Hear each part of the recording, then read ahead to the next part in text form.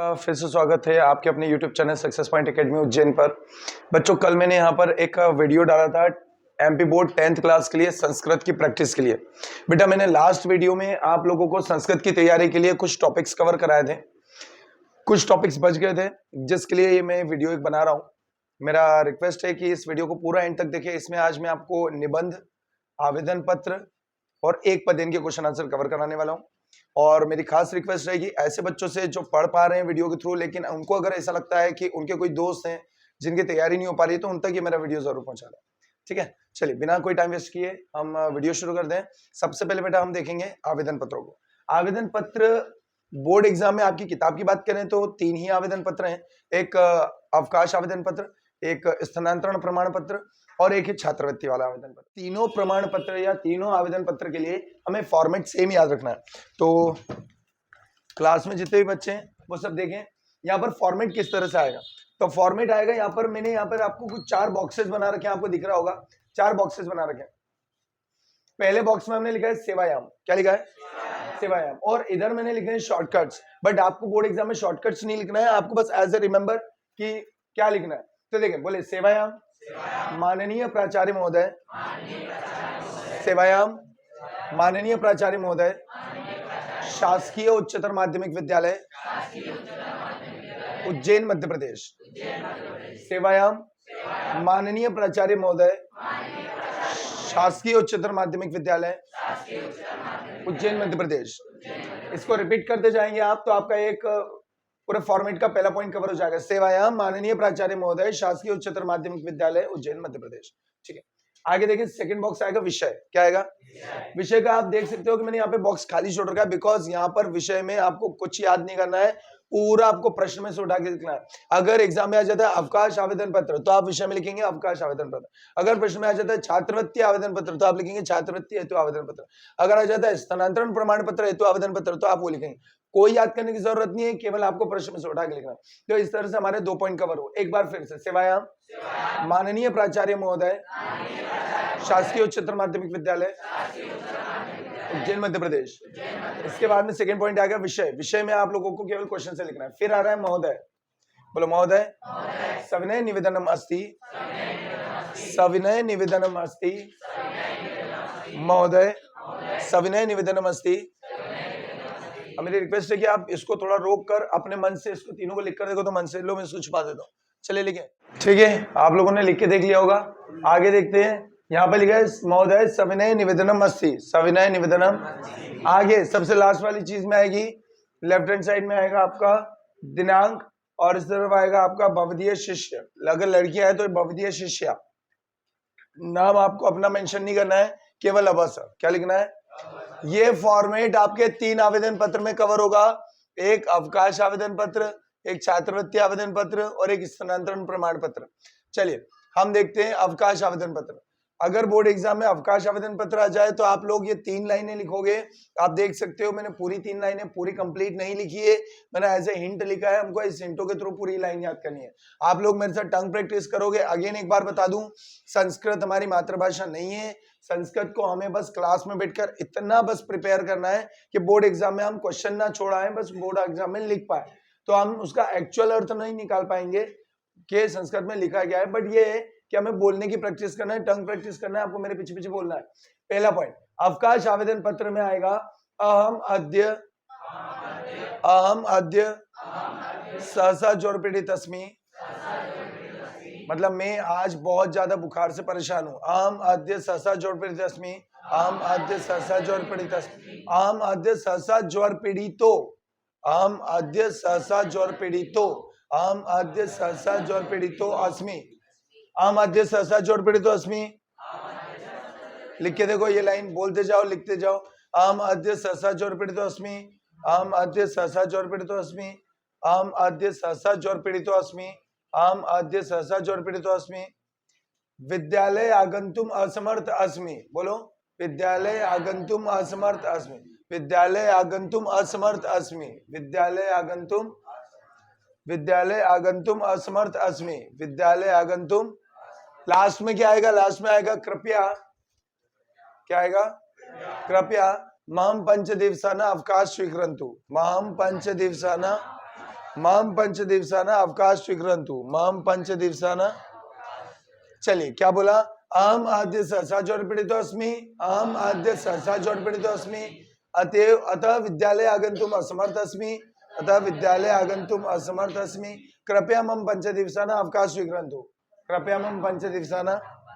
बताओ बोलना आया।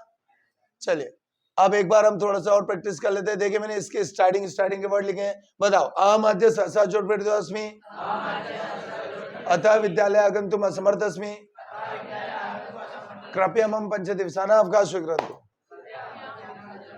समझ में आया। ये जो 3 लाइनें अभी हमने याद करी है, हमें क्या करना है, ये 3 लाइनें हमें यहाँ पर फिट करनी है। यहाँ पर आया समझ में, क्या लाइन फिट करनी है, ये हो जाएगा हमारा अवकाश का आवेदन पत्र। अब हम याद करेंगे अगला छात्रवृत्ति वाला आवेदन पत्र। आप देखें छात्रवृत्ति में क्या लिखा है, तो छात्रवृत्ति में 3 लाइनें हैं। छात्रवृत्ति होता है कि मेरे पिताजी बहुत गरीब हैं, उनकी इतनी इनकम नहीं है, मेरी पढ़ाई नहीं करवा सकते, तो मुझे छात्रवृत्ति देने की कृपा करें। तो बोलेंगे मम जनकस्य आर्थिक स्थिति, मम जनकस्य आर्थिक स्थिति, मम जनकस्य आर्थिक स्थिति सम्यक नास्ति, मम जनकस्य आर्थिक स्थिति सम्यक नास्ति, मम जनकस्य आर्थिक स्थिति सम्यक नास्ति, सहमम शिक्षार्थ प्रतिमा शुल्क, सहमम शिक्षार्थ प्रतिमा शुल्क, सहमम शिक्षार्थ प्रतिमा शुल्क, सहमम शिक्षार्थ प्रतिमा शुल्क, दातुम असमर्थ, कृपया महम छात्रवृत्ति दाप्यन्तु इति प्रार्थ्यते, कृपया महम छात्रवृत्ति दाप्यन्तु इति प्रार्थ्यते। एक बार फिर देखेंगे, मम जनकस्य आर्थिक स्थिति सम्यक नास्ति, समम शिक्षा प्रतिमा शुल्क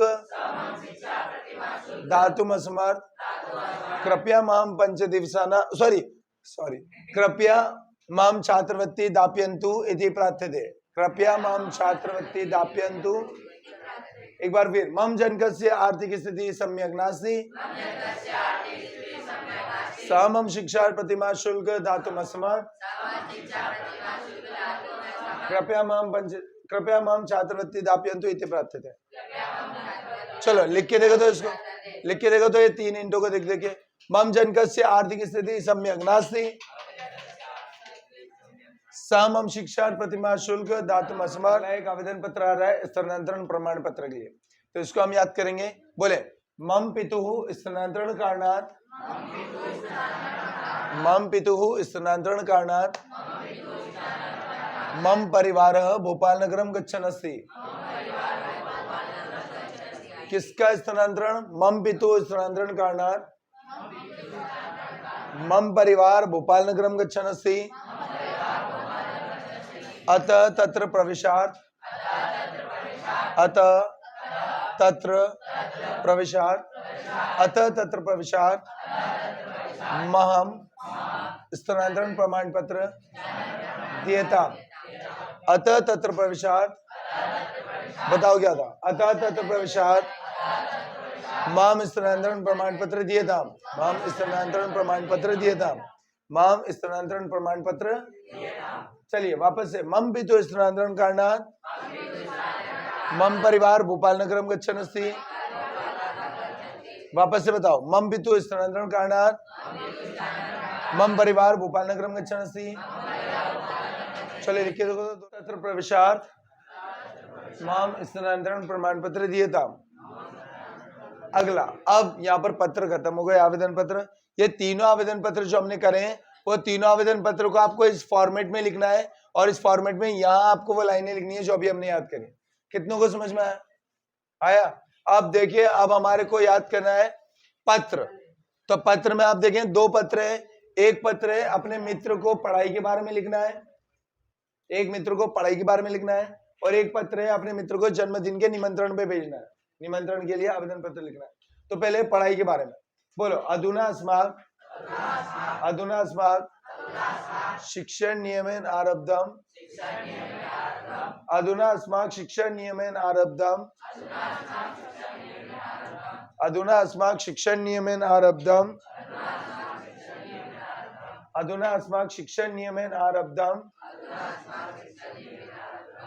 याद हो गया? लिख के देखो ये लाइन। अधुना अस्माकं शिक्षण नियमेन आरब्धम अधुना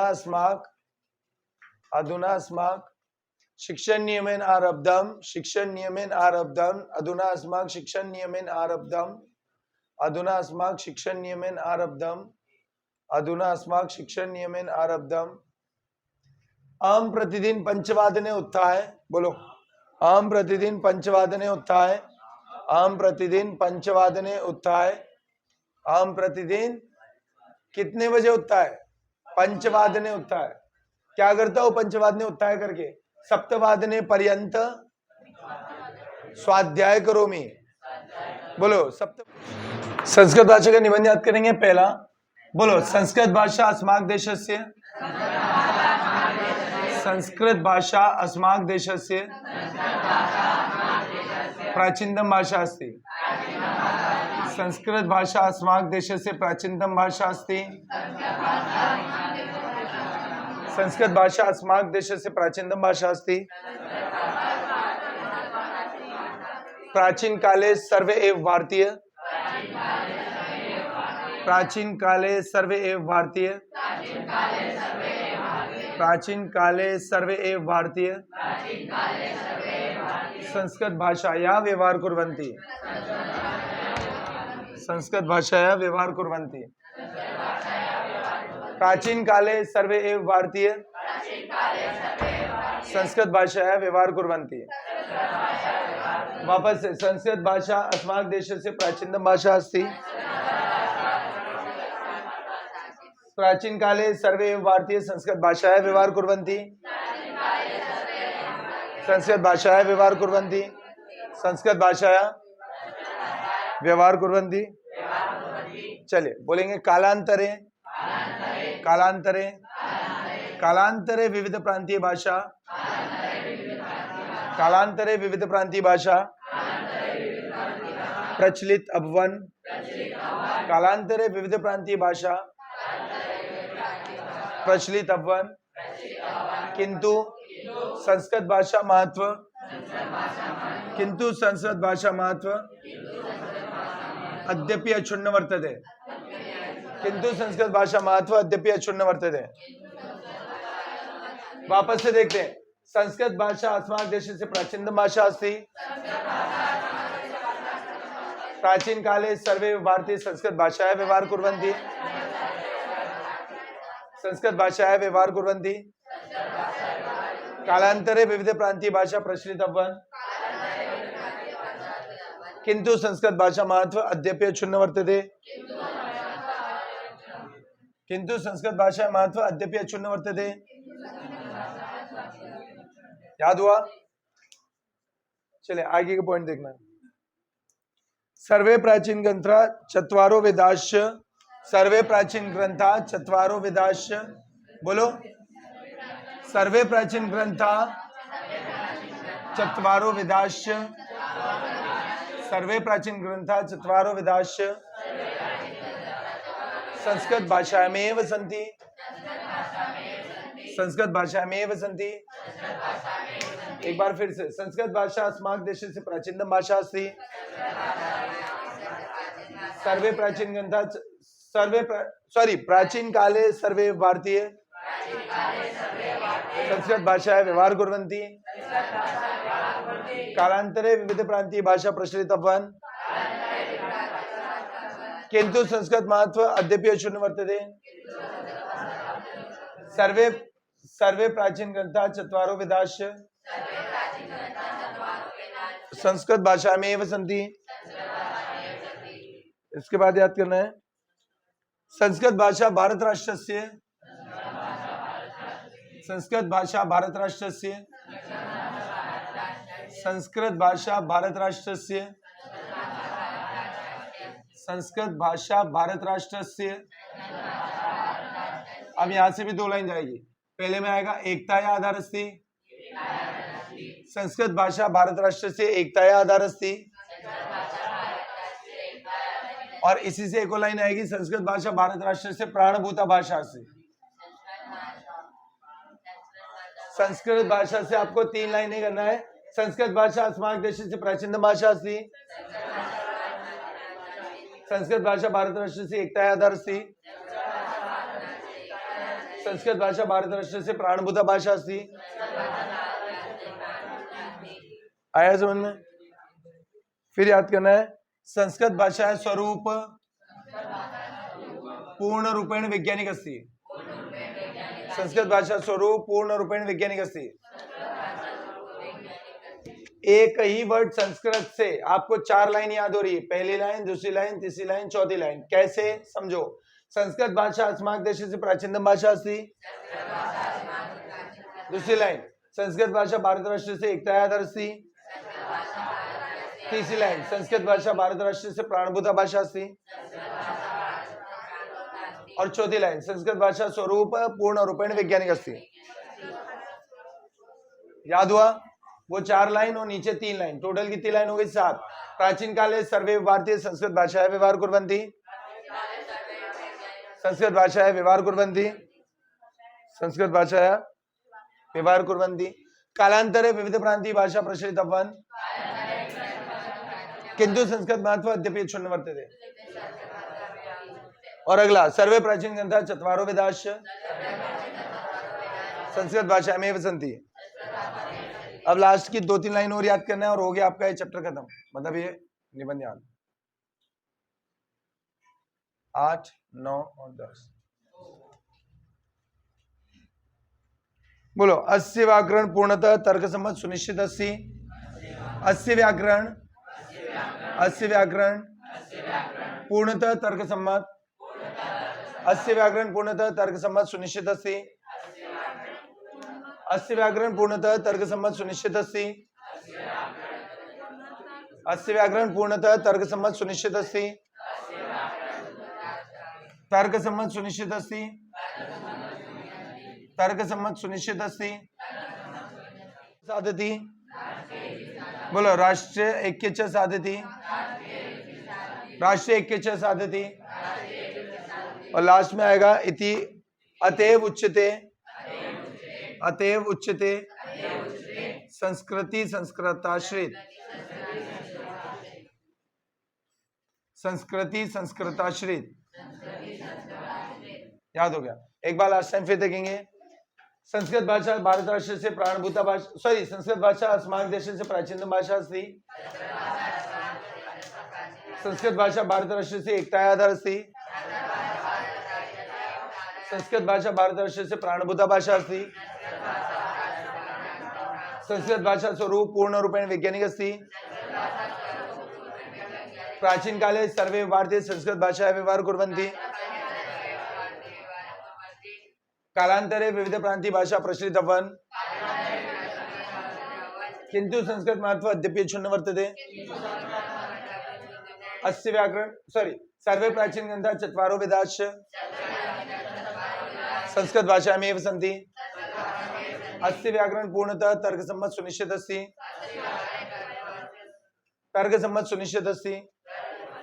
राष्ट्रीय ऐक्य च साधति। राष्ट्रीय ऐक्य च साधति। अतएव उच्यते संस्कृति संस्कृताश्रित। उम्मीद करता हूं आपको ये आज का लेक्चर समझ में आया होगा। आज हमने इस वीडियो में पत्र आवेदन पत्र कवर करें। आज हमने एक निबंध याद करा है और इसके अलावा मैंने आपको घटना क्रमानुसारण क्रम किस तरह से जमाते वो मैंने आपको बताया। अच्छे समझ में आया है? अगर आपकी थोड़ी बहुत पढ़ाई हुई है तो प्लीज मेरे वीडियो को लाइक करें, चैनल मेरा जरूर सब्सक्राइब करें और ऐसे बच्चों तक मेरा वीडियो जरूर शेयर करें जो पढ़ाई नहीं कर पा रहे। Thank you.